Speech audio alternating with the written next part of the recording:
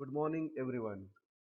I, Mr. Vaibhav Titarmare, lecturer in Mechanical Engineering Department, NIT Polytechnic, Nagpur.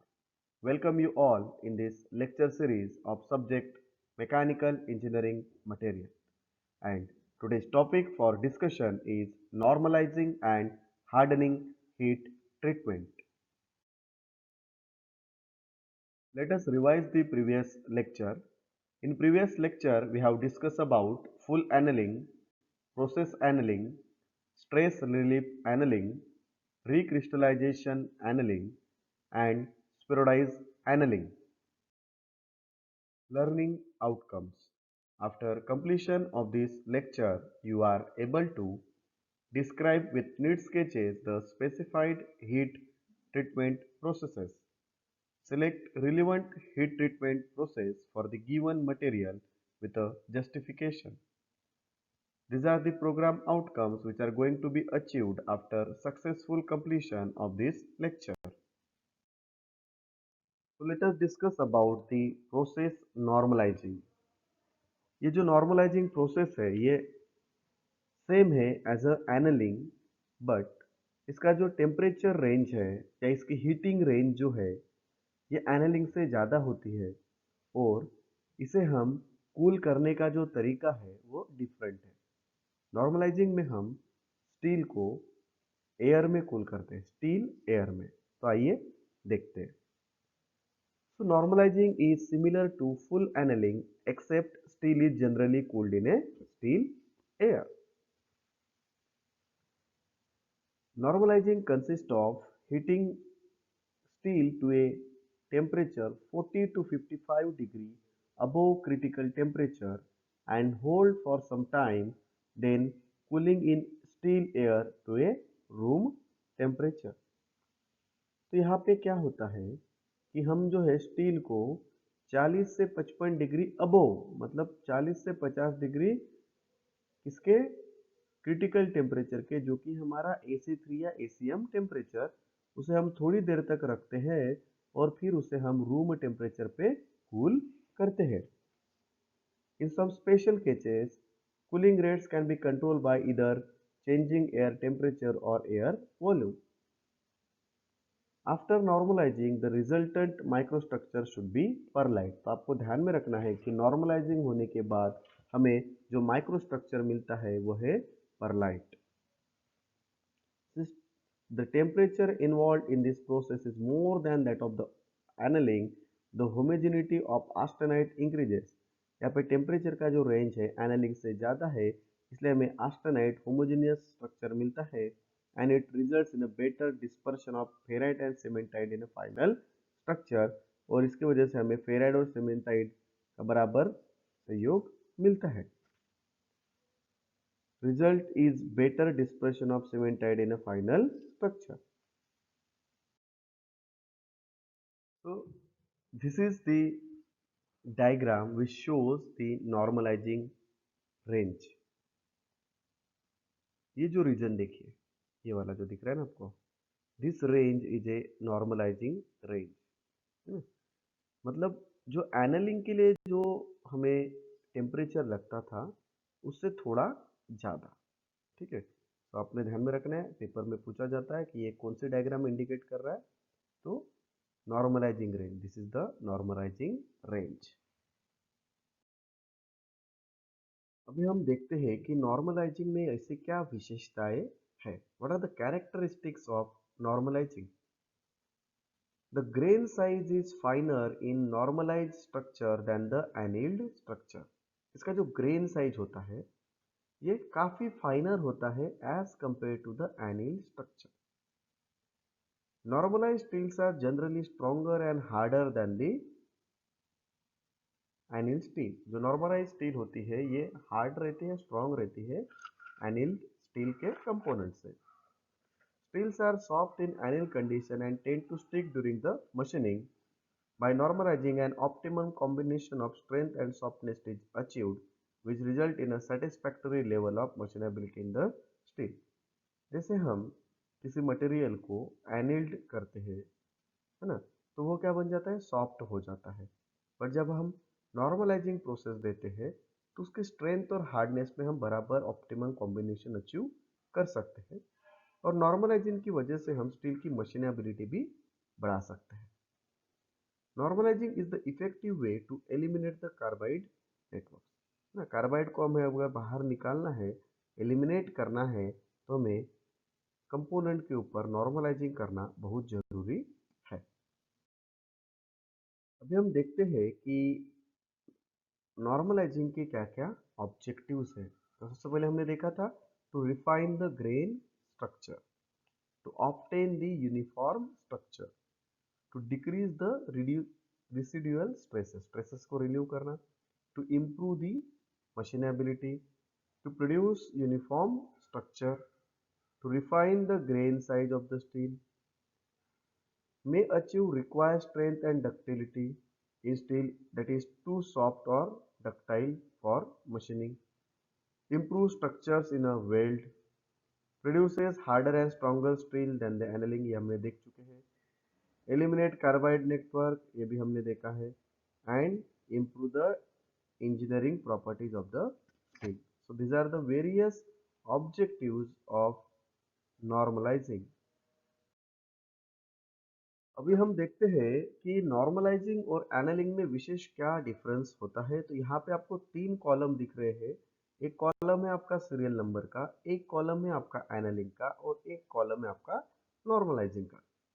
सबसे पहले हम purpose देखते हैं। तो एनालिंग का जो पर्पस है to refine the crystalline structure and remove the residual stresses and to increase the ductility by reducing the hardness and brittleness. So this is the most purpose and objective of annealing. तो normalizing का क्या objective है? इसका objective होता है to get a refine grain structure before hardening. Hardening करने के पहले हमें एक रिफाइन ग्रेन स्ट्रक्चर अगर चाहते हैं तो हम नॉर्मलाइजिंग करते हैं। To reduce the segregation in casting of forging to harden the steel slightly.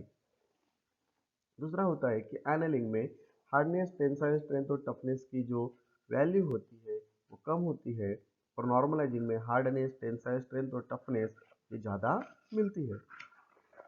Annealing में ग्रेन साइज का जो डिस्ट्रीब्यूशन है वो यूनिफॉर्म रहता है और नॉर्मलाइजिंग में grain size distribution slightly less uniform रहता है।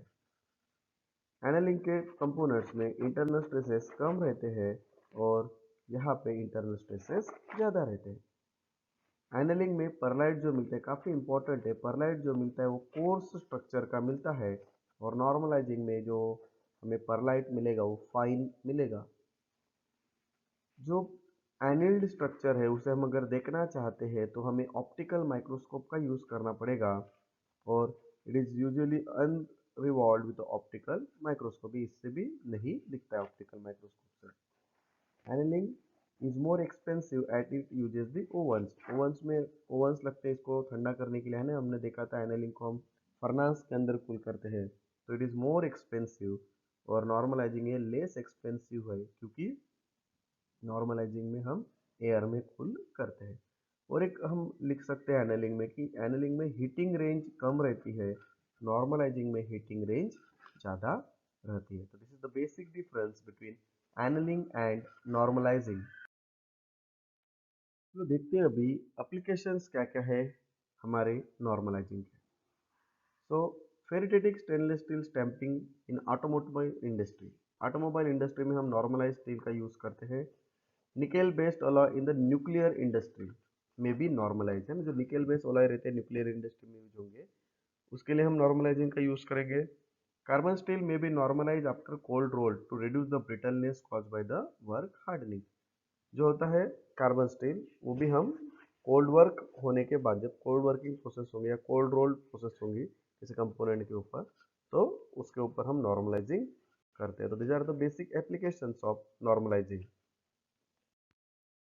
Discuss the next heat treatment process, that is hardening. Hardening basically क्या होता है? इसका जो कूलिंग रेट है बहुत फास्ट होता है, बहुत ही फास्ट होता है, एकदम फास्टर कूलिंग रेट होता है। उसके कारण क्या होता है, स्टील बहुत जल्दी ठंडी हो जाती है, उसको जो टाइम लगता है बहुत कम लगता है। उसके कारण क्या होता है, यहाँ पे जो पूरा का पूरा जो आस्टेनाइट है वो पूरा किस में कन्वर्ट हो जाता है, मार्टेनसाइट में कन्वर्ट हो जाता है ना। आस्टेनाइट जो होता है किस में कन्वर्ट हो जाता है, मार्टेनसाइट में कन्वर्ट हो जाता है। और मार्टेनसाइट बहुत हार्ड रहता है। मार्टेनसाइट कैसे रहता है? बहुत हार्ड रहता है। इसके वजह से हमें जो कंपोनेंट मिलता है, हमें जो स्टील मिलती है, सबसे हार्डेस्ट स्टील मिलती है। तो हार्डनिंग में हमें सबसे हार्डेस्ट स्टील मिलती है। ठीक है, क्योंकि मार्टेनसाइट बहुत हार्ड स्ट्रक्चर होता है। चलिए देखते हैं।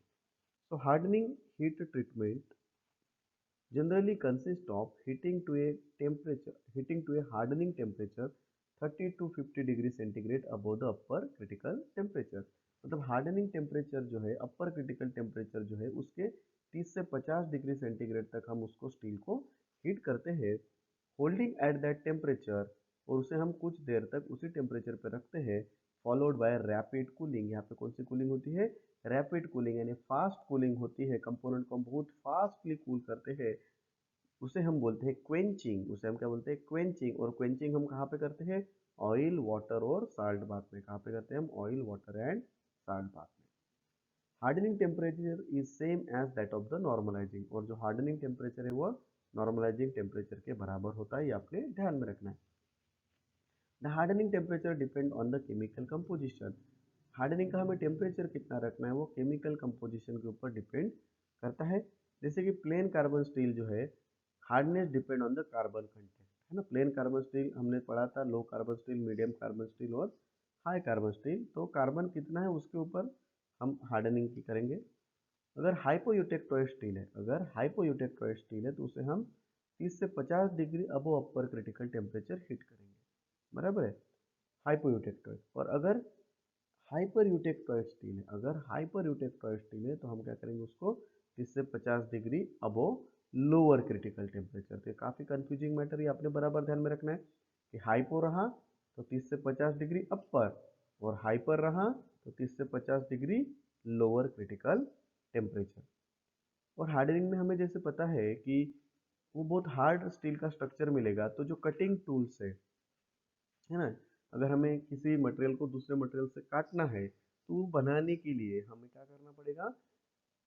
स्टील जो रहेगी हमारे पास वो हार्डन स्टील रहनी चाहिए। तो कटिंग पार्ट्स या मशीन के जो पार्ट्स है जहाँ पे हमें हाई हार्डनेस की रिक्वायरमेंट रहती है, या हाई वियर रेजिस्टेंस का जहाँ पे हमें यूज़ होगा, वहाँ पे हम हार्डनिंग प्रोसेस अप्लाई करेंगे। चलो देखते हैं कि ये हार्डनिंग प्रोसेस हमें कहाँ पे मिलेगी। ठीक है, तो ये जो आपको रेंज दिख रही है यहाँ पे, ये वाला जो रेंज है, बराबर है, this is an hardening range. हम कौन से रेंज बोलेंगे बेटा? हार्डनिंग रेंज, है ना। This is an hardening range. अभी हम देखते हैं कि हार्डनिंग जो प्रोसेस होती है उसमें क्या क्या वेरिएबल्स, मतलब क्या किस चीज़ों के ऊपर हार्डनिंग प्रोसेस डिपेंड रहती है। पहला होता है हार्डनिंग टेम्परेचर।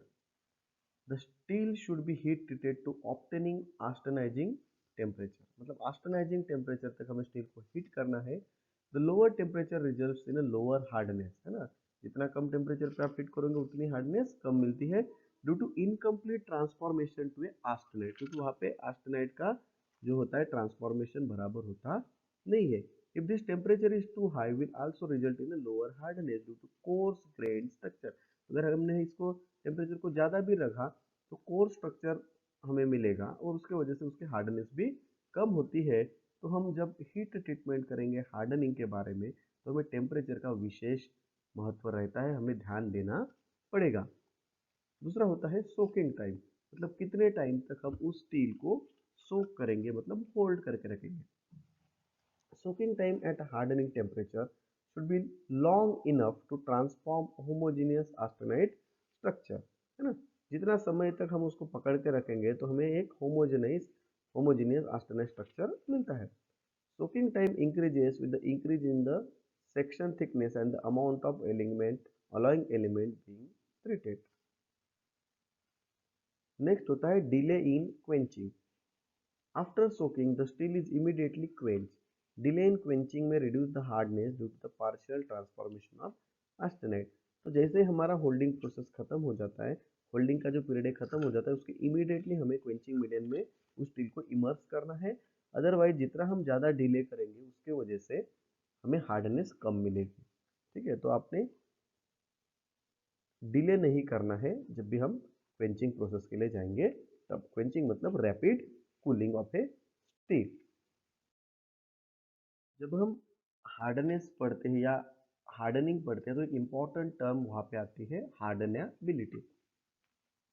हार्डनेबिलिटी मतलब क्या होता है, कितने डेप्थ तक, समझ लेते हैं कि हमारे पास एक कोई क्रॉस सेक्शन है, रॉड है एक स्टील का, तो इसके कितने डेप्थ तक हार्डनेस है, कितने डेप्थ तक इसके हार्डनेस है, वो जो चीज़ है, वो जो प्रॉपर्टी है, उसे हम कौन सी प्रॉपर्टी बोलते हैं, हार्डनेबिलिटी। चलो देखते हैं। तो हार्डनेबिलिटी ये हार्डनेस नहीं है ना। It is a qualitative measure of rate at which hardness decreases with distance from the surfaces due to decrease martensite content, है ना। जितना हम स्टील के अंदर जाएंगे, जितना हम स्टील के सेंटर की तरफ जाएंगे, तो हार्डनेस कैसी कैसी कम होती जा रही है, और हार्डनेस कहाँ कहाँ पे कितनी है, वह मेजर करने का जो क्वालिटेटिव प्रॉपर्टी है उसे हम हार्डनेबिलिटी बोलते हैं। High hardenability means the ability of alloy to produce high martensite content throughout the volume of the specimen। मतलब अगर हम ऐसा बोलते हैं कि पूरी की पूरी जो स्टील का जो कंपोनेंट है वह हार्ड है, उनकी लेवल जो है हार्डनेस की वो एक समान है, तो हम ऐसा बोल सकते हैं कि वहाँ पे मार्टेनसाइट का जो कंटेंट या मार्टेनसाइट का जो डिस्ट्रीब्यूशन है वो प्रॉपरली हुआ है। Hardenability dependent upon the chemical composition of the steel alloy, ये केमिकल कंपोजिशन के ऊपर डिपेंड है।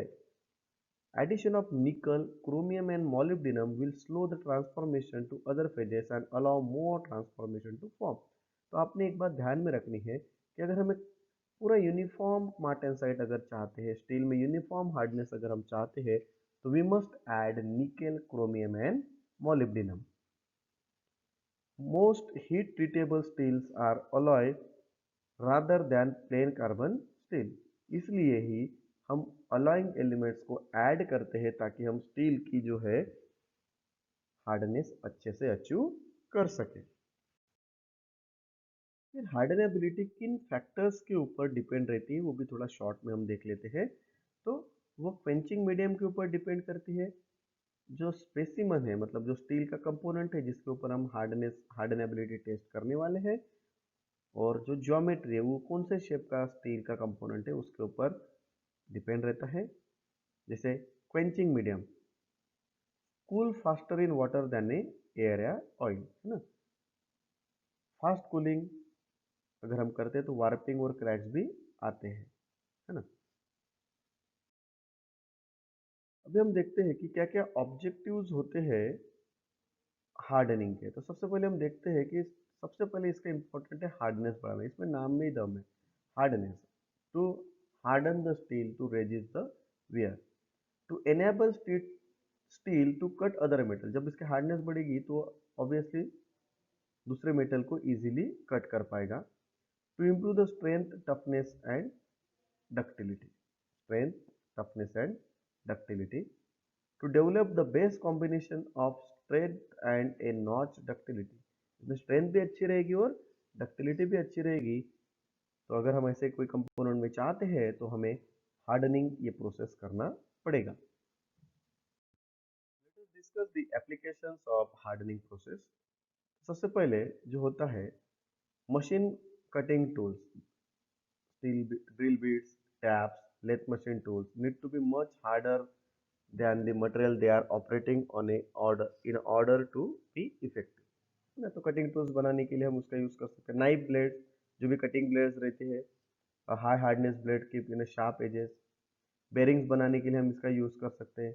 आर्मर प्लेटिंग के लिए हम इसका यूज कर सकते हैं, या एंटी फटिक मार्टेनसिटिक केसेस हार्डनिंग के लिए भी हम हार्डनिंग प्रोसेस का यूज कर सकते हैं। These are the basic applications of hardening processes. These are the unit outcome achieved. Describe with the neat sketches the specified heat treatment processes. Select relevant heat treatment process for the given material with a justification. So let us revise the today's lecture. In today's lecture, we have learned about the normalizing process and hardening process. And in hardening, we have discussed about the hardenability property. Okay. So these are the program outcome that we have achieved after completion of this lecture. So these are the most commonly asked question in MSBT, that is describe the normalizing process, differentiate annealing and normalizing process, describe hardening process and define hardenability. So thank you very much. In next lecture, we have discussing about tempering, mar tempering and aus tempering. So you हंसते रहिए, मुस्कुराते रहिए और पढ़ते रहिए. Stay home, stay safe.